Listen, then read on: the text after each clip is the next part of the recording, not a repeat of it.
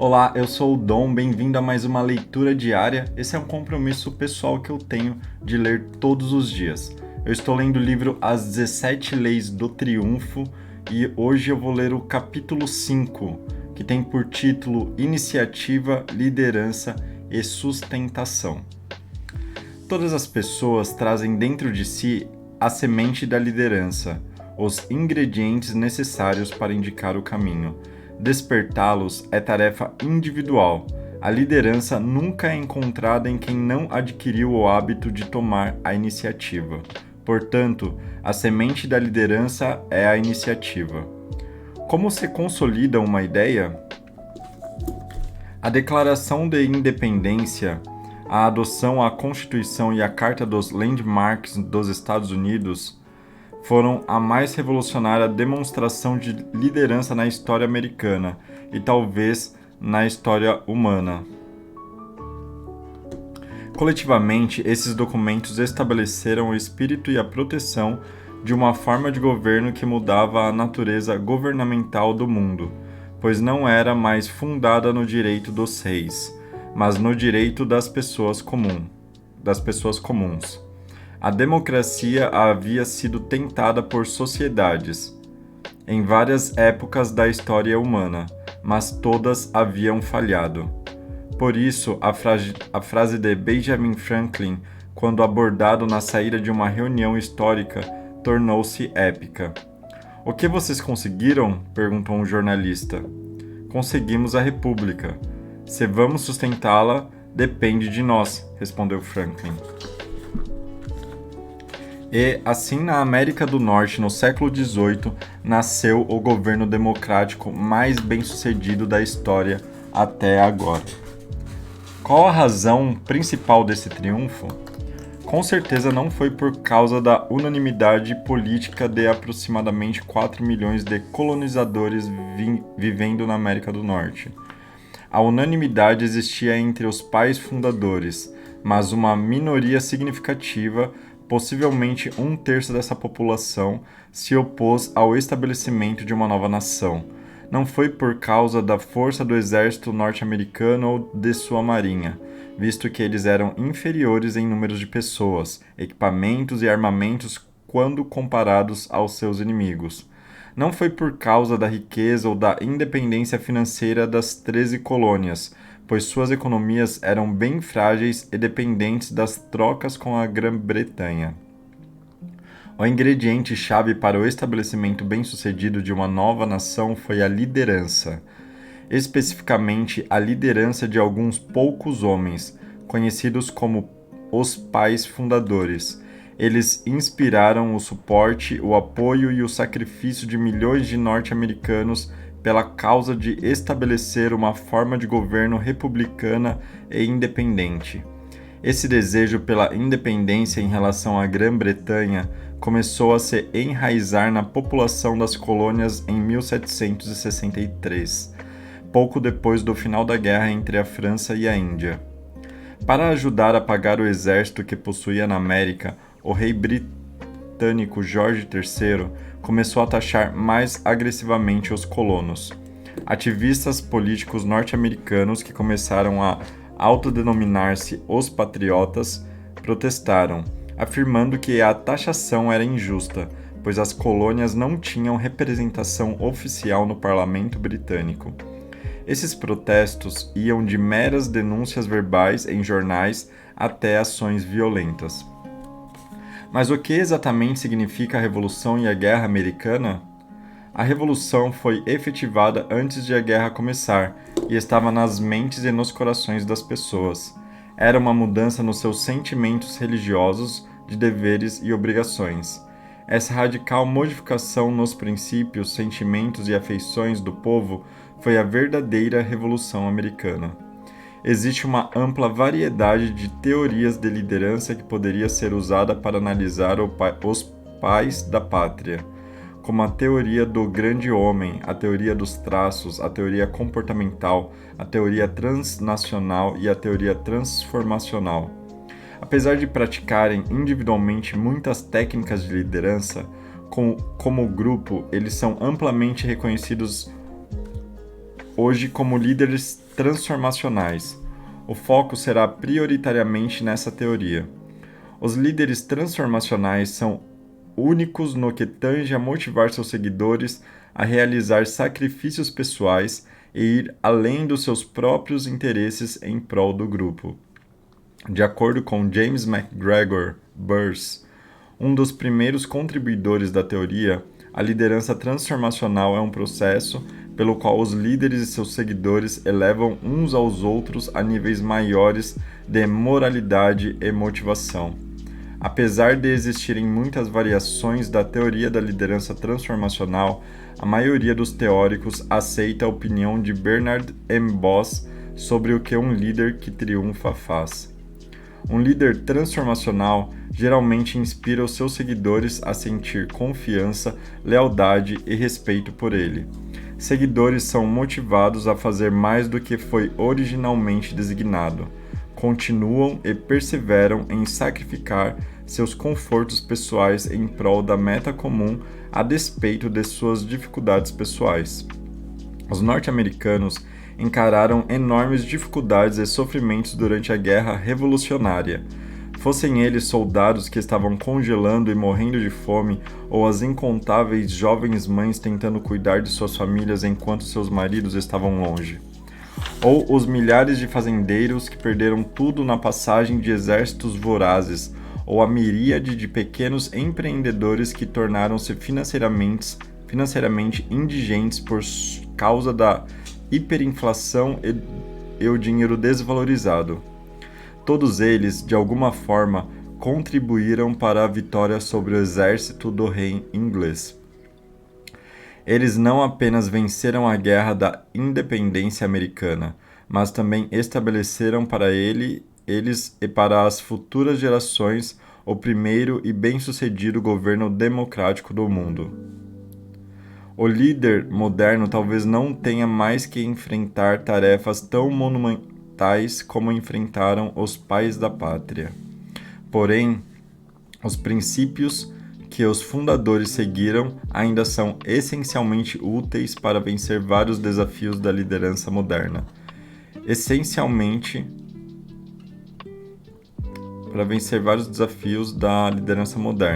Como o estabelecimento de uma nova empresa, a recuperação de um negócio que está falindo ou a motivação de forças de trabalhadores desmotivados.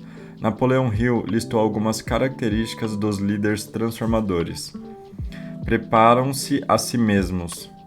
São exemplos de integridade moral. Vão além do interesse próprio. Estabelecem metas claras. Respeitam sua equipe. Transmitem uma visão inspiradora. O grande descobridor. Pedro Álvares Cabral, sem dúvida, era um homem de tremenda autoconfiança. O nobre português nunca havia navegado por mares desconhecidos antes de assumir o comando militar da maior frota dos descobrimentos até então. Mesmo assim, zarpou intrépido de Portugal como comandante supremo de 13 embarcações e 1.500 homens. Seu objetivo, chegar às Índias, uma jornada perigosa por mares pouco conhecidos. No trajeto, Cabral tinha de cumprir uma incumbência extra determinada por Vasco da Gama, o maior navegador da história portuguesa: abrir o curso de sua frota a oeste, assessorado por navegadores altamente qualificados. Cabral executou o plano à risca, encontrou o Brasil e chegou às Índias. Gravou seu nome com total sucesso na galeria dos grandes navegadores e descobridores europeus. Também chamado de o português mais brasileiro que já existiu.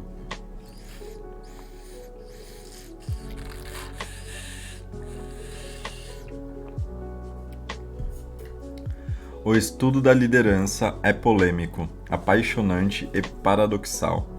Polêmico porque dificilmente consegue analisar o assunto sem deixar de manifestar, ainda que implicitamente, os valores, crenças, preferências e motivações pessoais. Apaixonante porque o desafio nos estudos sobre liderança não está apenas em encontrar novos conhecimentos, mas em analisar coisas conhecidas como um novo olhar. Paradoxal porque não existe uma resposta certa para todas as situações. Liderar, em muitas ocasiões, exige 10 pesos e 10 medidas.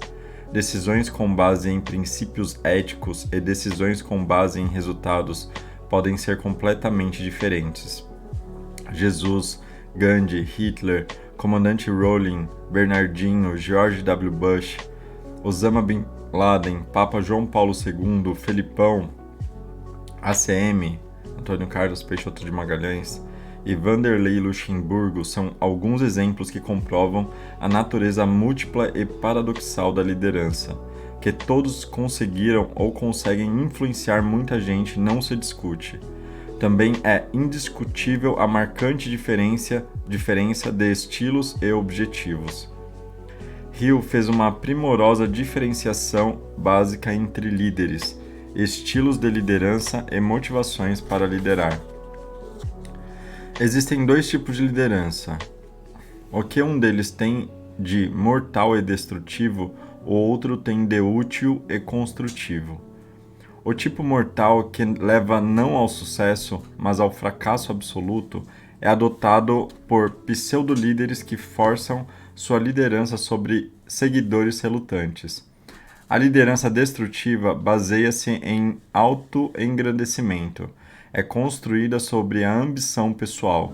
O tipo de liderança recomendado neste curso é o que leva à autodeterminação, liberdade, autodesenvolvimento, esclarecimento e justiça.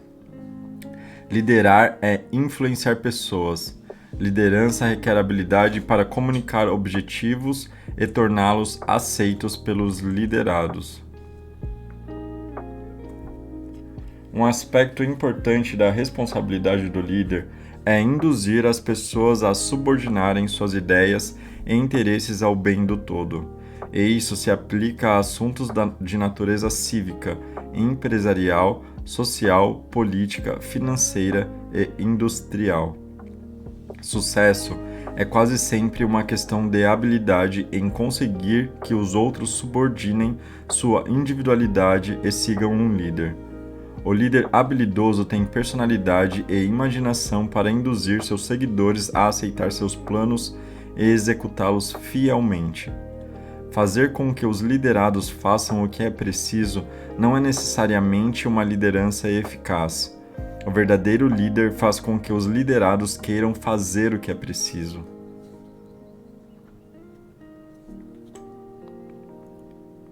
Em outras palavras, liderança implica persuadir e motivar os liderados.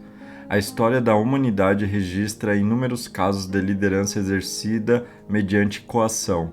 O detentor do poder simplesmente impõe sua vontade àqueles sob seu jugo. É o que Napoleão Hill denominou pseudo-liderança. A verdadeira liderança é aquela que conquista adeptos para sua forma de pensar, que aglutina os liderados em torno de uma ideia. Infelizmente, a história também registra casos de líderes destrutivos que unem as massas em torno de ideias nefastas, levando a todos os tipos de conflito, a guerras e massacres. Vamos repetir: o espírito de liderança proposto por Hill preza pela autodeterminação, liberdade, autodesenvolvimento, esclarecimento e justiça. Sendo liderança uma ação que se exerce sobre indivíduos e grupos, é evidente que o líder deve ser especialista em pessoas. Quanto maior essa habilidade, mais profundo o impacto e a impressão do líder sobre os liderados, para o bem e para o mal.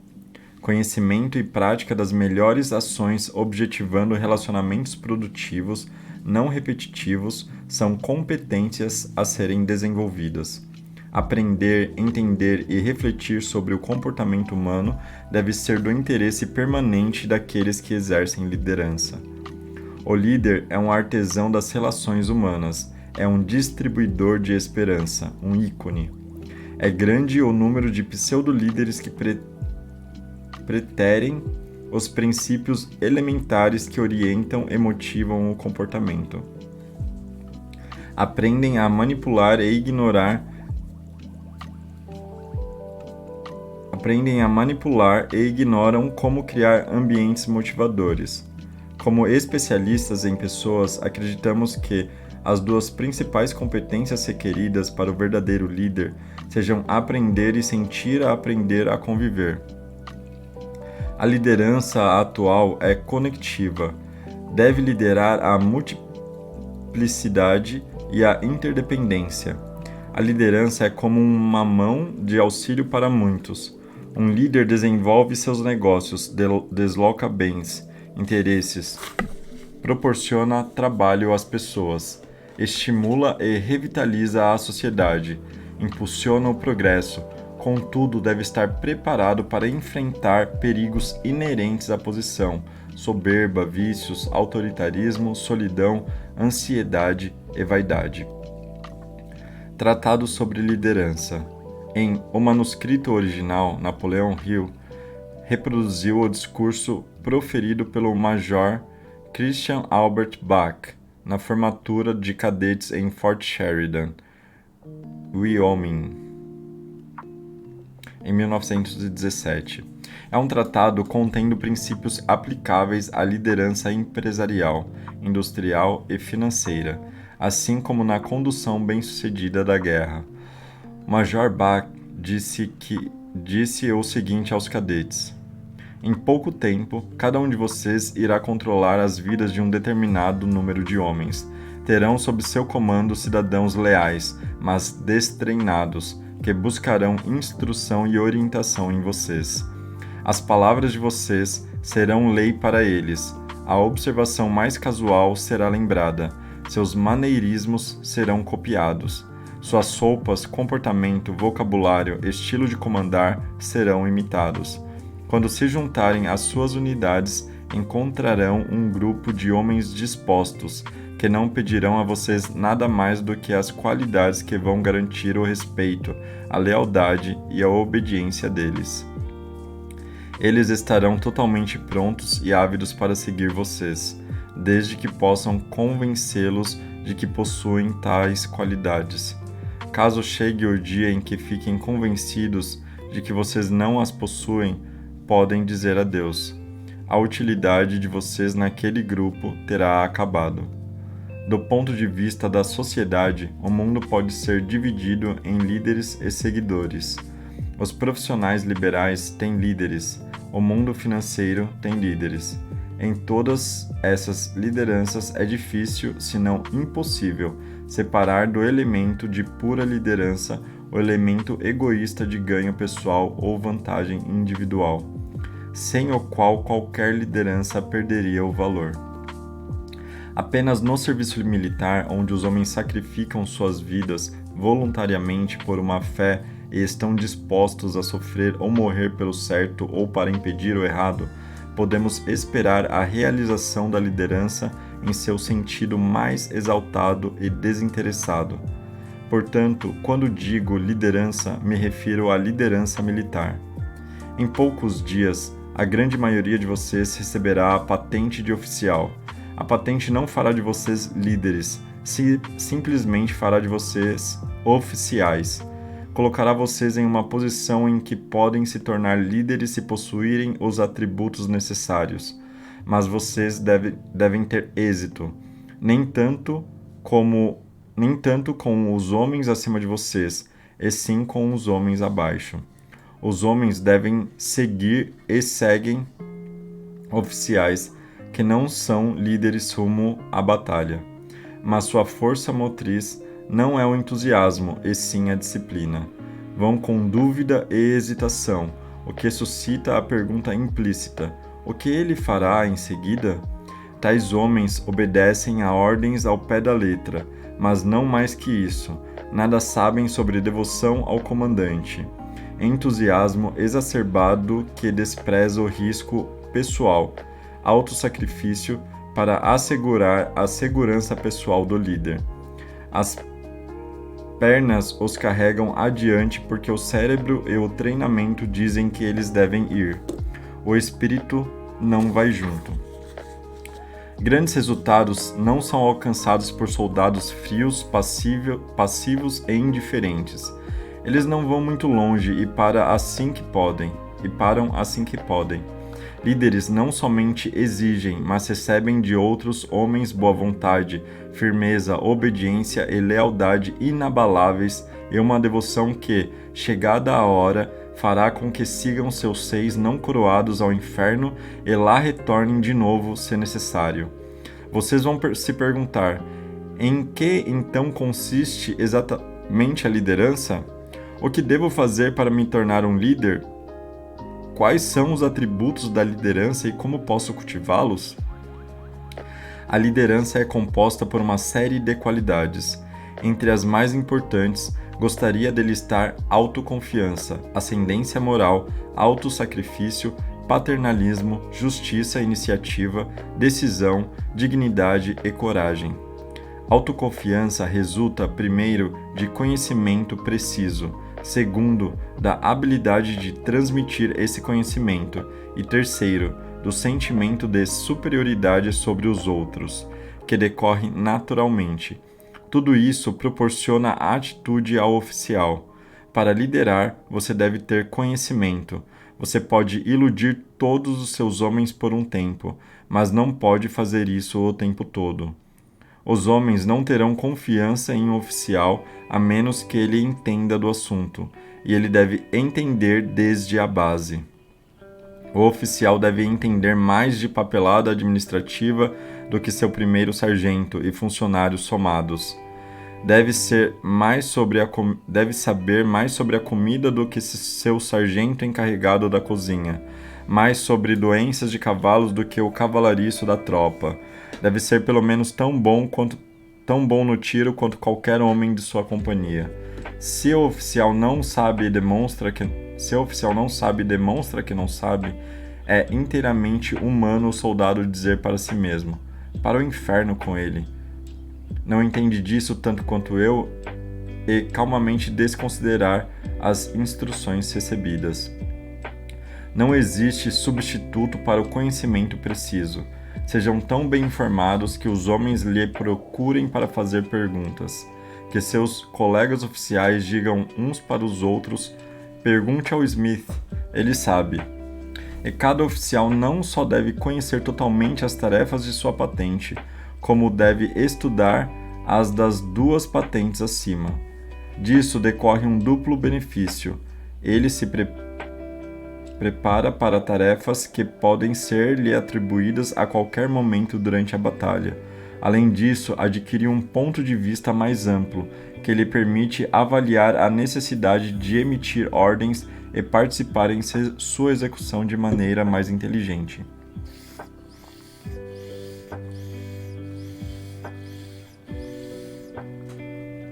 O oficial não deve saber como deve ser capaz de expressar o que sabe em uma fala gramaticalmente correta, interessante e convincente.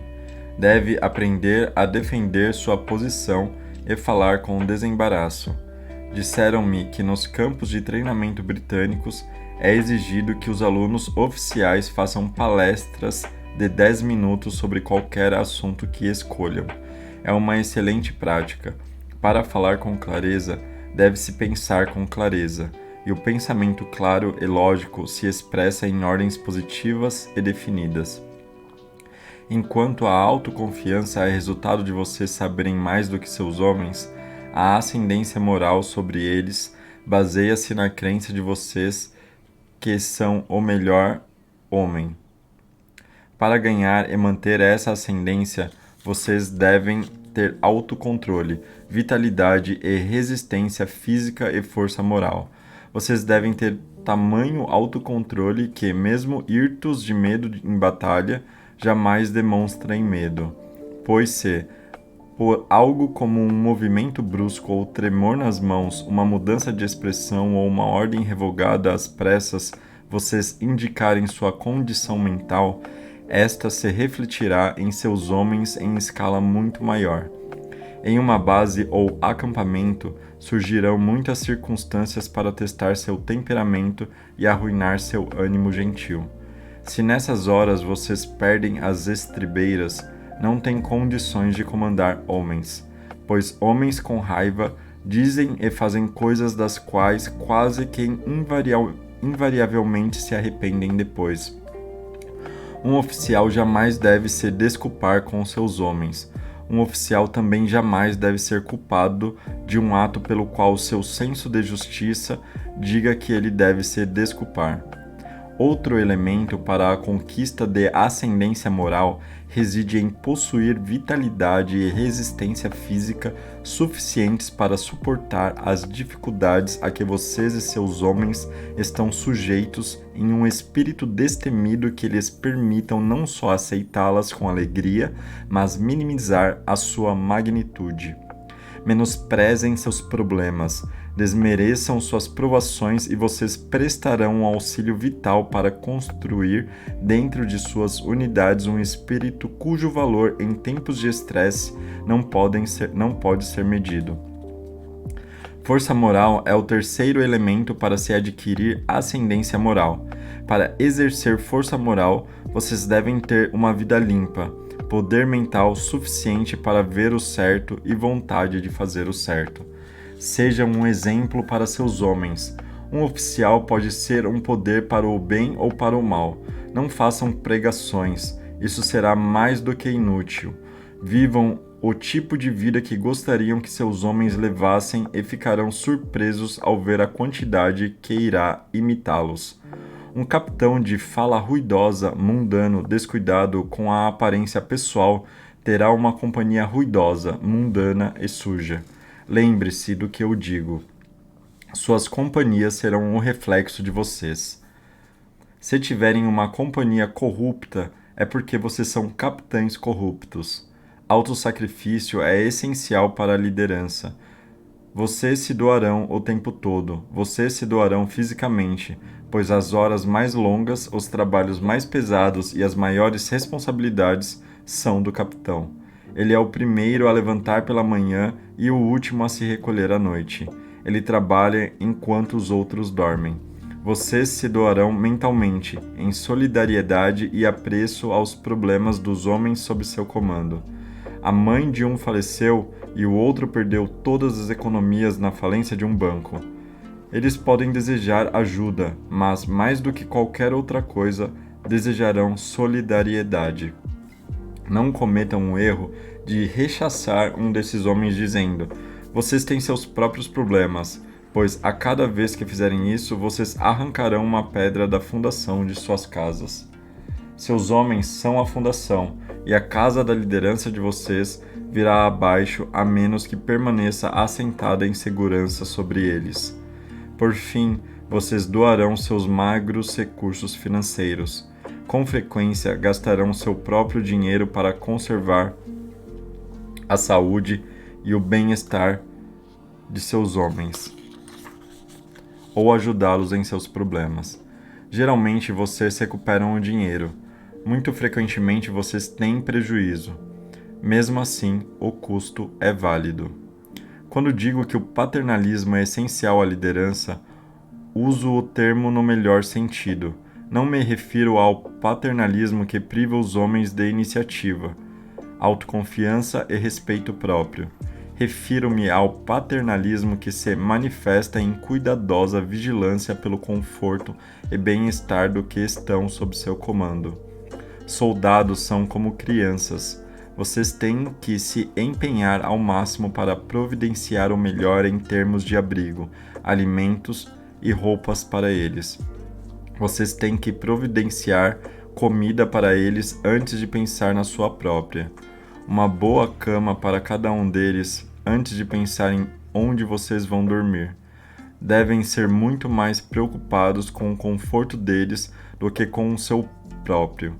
Vocês devem cuidar da saúde deles, devem conservar a força deles, não exigindo esforço desnecessário ou trabalho inútil.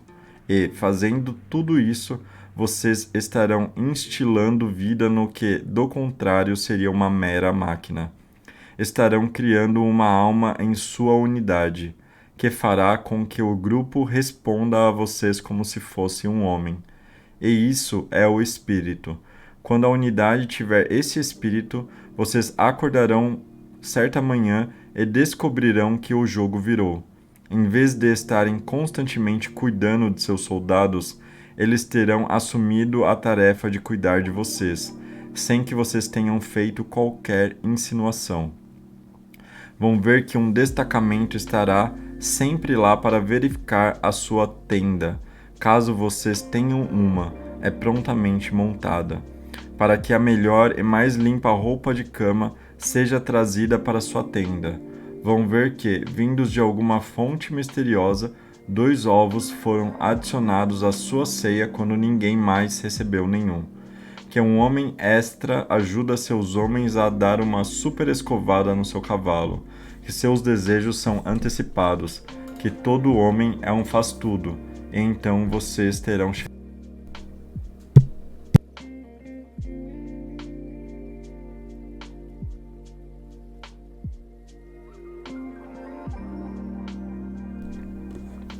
Vocês não podem tratar todos os homens do mesmo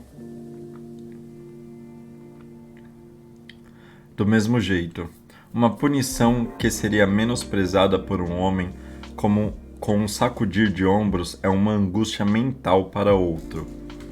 Um comandante de companhia que para uma determinada infração tem uma punição padrão que aplica a todos é por demais indolente ou por demais estúpido para estudar a personalidade de seus homens. No caso dele, a justiça com certeza é cega. Estudem seus homens com tanto cuidado quanto um cirurgião estuda um caso difícil. E, quando tiverem certeza do diagnóstico, apliquem o remédio. Lembrem-se de que vocês aplicam o remédio para efetuar uma cura, não para ver a vítima contorcer-se. Pode ser necessário cortar fundo, mas quando estiverem satisfeitos com o diagnóstico, não se desviem do objetivo por alguma falsa simpatia pelo paciente. A justiça para aplicar a punição caminha de mãos dadas com a justiça para se dar o devido crédito. Todo mundo odeia gente aproveitadora. Quando um de seus homens tiver realizado um trabalho especialmente digno de crédito, certifiquem-se de que ele receba a recompensa apropriada. Movam céus e terra para concedê-la. Não tentem tirá-la dele e pegar para vocês. Vocês podem fazer isso e se safar, mas perderão o respeito e a lealdade de seus homens. Cedo ou tarde, seus colegas oficiais vão ouvir falar disso e fugirão de você como de um leproso. Na guerra existe glória suficiente para todos. Deem a seus homens o que lhes é devido. O homem que sempre tira e nunca dá não é um líder, é um parasita. Existe outro tipo de justiça, que evitará que um oficial abuse dos privilégios de sua patente. Ao exigir respeito dos soldados, certifiquem-se de tratá-los com igual respeito. Fortaleçam a virilidade e o autorrespeito deles. Não tentem rebaixá-los. Para um oficial, ser arrogante e insultuoso no tratamento de seus subordinados é um ato de covardia. Ele amarra o homem a uma árvore com as cordas da disciplina e então bate-lhe no rosto, sabendo muito bem que o homem não pode contra-atacar. Consideração, cortesia e respeito dos oficiais para com os subordinados não são incompatíveis com disciplina. Fazem parte da disciplina. Sem iniciativa e decisão, nenhum homem pode esperar ser líder. Nas manobras, quando surgir uma emergência, vocês com frequência verão certos homens calmamente dar ordens instantâneas que, em análise posterior, provam-se, se não exatamente a coisa certa, muito próximas da coisa certa. Vocês verão outros homens ficar terrivelmente abalados. Em situações de emergência, o cérebro deles se recusa a funcionar, ou dão uma ordem precipitada e a revogam, dão outra e revogam. Em resumo, mostram todos os sinais de acovardamento. Em relação ao primeiro homem, vocês podem dizer: aquele homem é um gênio, não teve tempo de raciocinar aquilo. Ele agiu intuitivamente. Esqueçam. Gênio é apenas a capacidade de se esforçar infinitamente. O homem que estava pronto é o homem que se preparou. Ele estudou de antemão as possíveis situações que poderiam surgir, fez planos preliminares abordando tais situações. Quando confrontado pela emergência, estava pronto para encará-la. Ele deve ter agilidade mental suficiente para avaliar o problema que o confronta e poder de raciocínio rápido para determinar quais mudanças são necessárias no plano já formulado. Deve ter também determinação para ordenar a execução e para ater-se às suas ordens. Qualquer ordem razoável é uma emergência. Qualquer ordem razoável em uma emergência é melhor do que ordem nenhuma. A situação está ali. Confrontem-na. É melhor fazer algo e fazer a coisa errada do que hesitar, ficar dando voltas atrás da coisa certa e acabar não fazendo nada. E, tendo decidido por uma linha de ação, permaneçam nela. Não vacilem. Homens não confiam em um oficial que não conhece a sua própria mente. Ocasionalmente, vocês serão chamados a enfrentar uma situação que nenhum ser humano poderia antever. Caso tenham se preparado para confrontar outras emergências que puderam antecipar, o treinamento mental permitirá agir prontamente e com calma. Com frequência, vocês deverão agir sem as ordens de autoridades superiores. O tempo não permitirá esperar por elas. Aqui, de novo, destaca-se a importância de estudar o trabalho dos oficiais acima de vocês. Se tiverem uma visão abrangente de toda a situação e conseguirem formular uma ideia do plano geral de seus superiores, isso e o treinamento prévio de emergência permitirão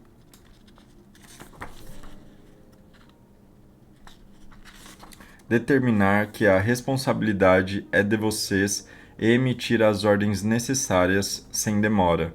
O elemento de dignidade pessoal é importante na liderança militar. Sejam amigos de seus homens, mas não se tornem íntimos. Seus homens devem admirar vocês e não ter medo. Se seus homens presumirem ter familiaridade com vocês, a culpa é sua, não deles. Suas ações os encorajaram. E, acima de tudo, não se rebaixem solicitando amizade ou bajulando para obter favores.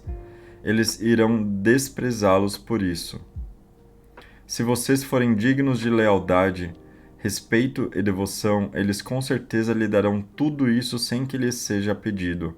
Se não forem, nada do que possam fazer irá conquistá-los.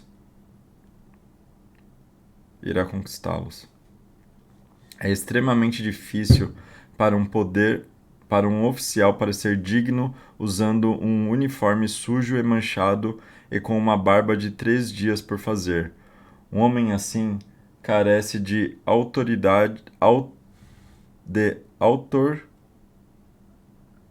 autorrespeito. E autorrespeito é essencial à dignidade. Pode haver ocasiões em que o trabalho implica roupas sujas e ter a barba por fazer. Todos os seus homens terão esse aspecto. Em tais casos, existe um bom motivo para a aparência de vocês. Na verdade, seria um erro ter um aspecto limpo demais. Pensariam que vocês não estavam fazendo a sua parte. Mas, tão logo essa ocasião incomum acabe, estabeleçam um exemplo de asseio pessoal. A seguir, eu mencionaria a coragem. Vocês necessitam de coragem moral tanto quanto de coragem mental. Aquele tipo de coragem moral que permite aderir sem vacilar a um determinado curso de ação que seu julgamento indicou ser o melhor para assegurar os resultados desejados. Vocês vão verificar muitas vezes, especialmente em ação, que após terem dado ordens para determinada coisa, serão atormentados por apreensão e dúvidas. Verão ou pensarão ver outros e melhores meios de realizar o objetivo. Ficarão fortemente tentados a mudar as ordens. Não façam isso até ficar totalmente evidente que as primeiras ordens estavam radicalmente erradas, pois se o fizerem, ficarão de novo preocupados e com dúvidas sobre a eficácia das novas ordens.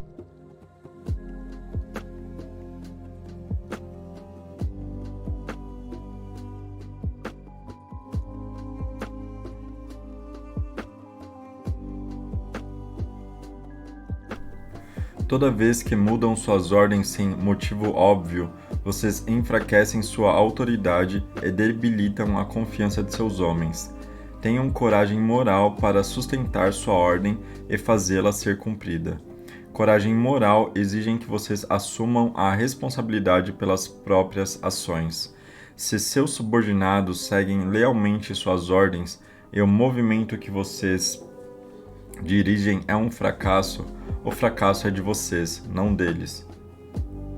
A honra teria sido de vocês em caso de sucesso. Assumam a culpa se resultar em desastre. Não tentem transferi-la para um subordinado e fazer dele o bode expiatório. Tal ato é uma covardia. Além disso, vocês precisarão de coragem moral para determinar o destino daqueles abaixo de vocês. Com frequência serão consultados sobre recomendações para promoção e rebaixamento de oficiais sob seu comando imediato.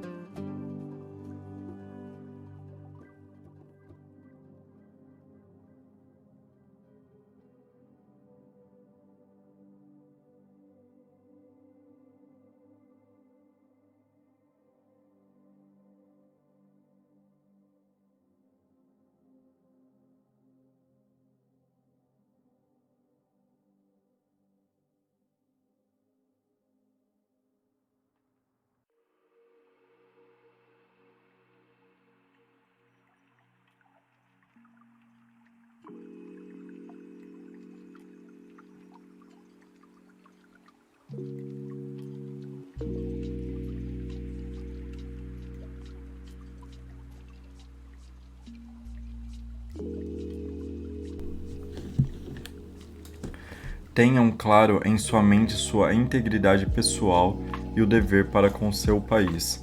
Não se deixem desviar de um senso rigoroso de justiça por sentimentos de amizade pessoal. Se o seu próprio irmão é seu subtenente e vocês o consideram inapto para o posto, eliminem-no. Se não o fizerem, sua falta de coragem moral pode resultar na perda de vidas valiosas. Se por outro lado são consultados sobre uma recomendação para um homem que detestam por razões pessoais, não deixem de lhe fazer justiça completa. Lembre-se que o objetivo de vocês é o bem geral, não a satisfação de um rancor individual. Tenho certeza que vocês possuem coragem física. Não preciso dizer o quanto ela é necessária. Coragem é mais que bravura. Bravura é destemor, ausência de medo. Um completo estúpido pode ser bravo, pois lhe falta mentalidade para avaliar o perigo. Ele não sabe o suficiente para ter medo. Coragem, entretanto, é a firmeza de espírito, a força moral que, embora avalie plenamente o perigo envolvido, segue em frente na tarefa.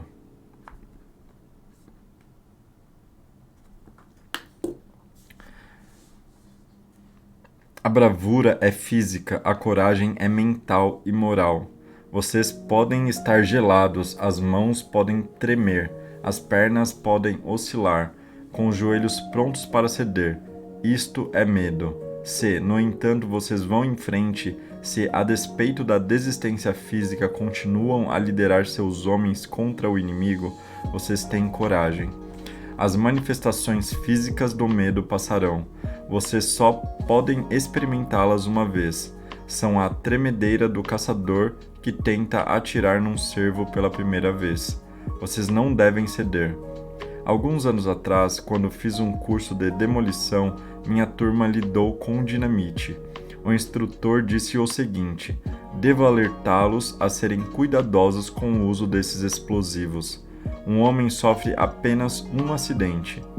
Devo alertá-los da mesma maneira.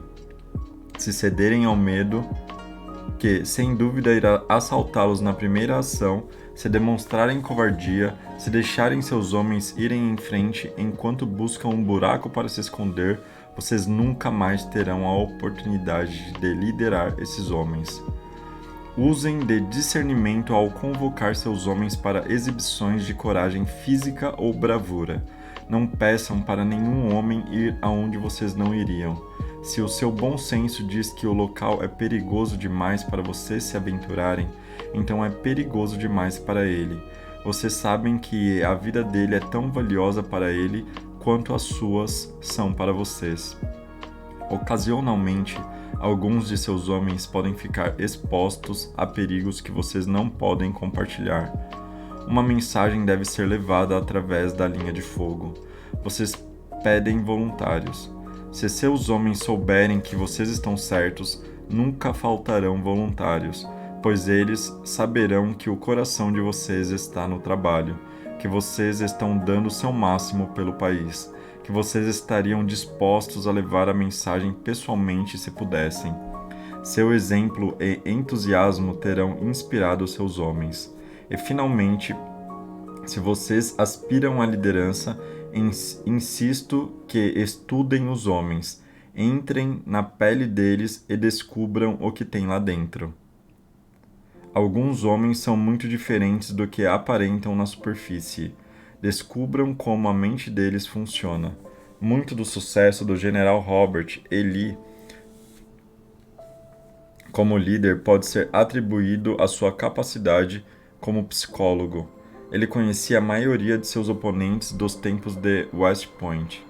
Sabia como a mente deles funcionava e acreditava que eles fariam certas coisas sob certas circunstâncias. Em quase todos os casos, ele conseguiu antecipar os movimentos e bloquear a execução. Vocês não têm como conhecer seus oponentes dessa maneira, mas podem conhecer seus homens. Podem estudar cada um para determinar onde residem sua força e fraqueza. Qual homem pode ser confiável até o último suspiro e qual não. Conheçam seus homens, conheçam sua atividade, conheçam a si mesmos. Nesse discurso, você encontra praticamente tudo de que necessita para ser um bom líder. Seja qual for sua área de atuação, ele contém ensinamentos que se aplicam a todas as situações da vida. Preparar para viver uma vida acima da mediocridade?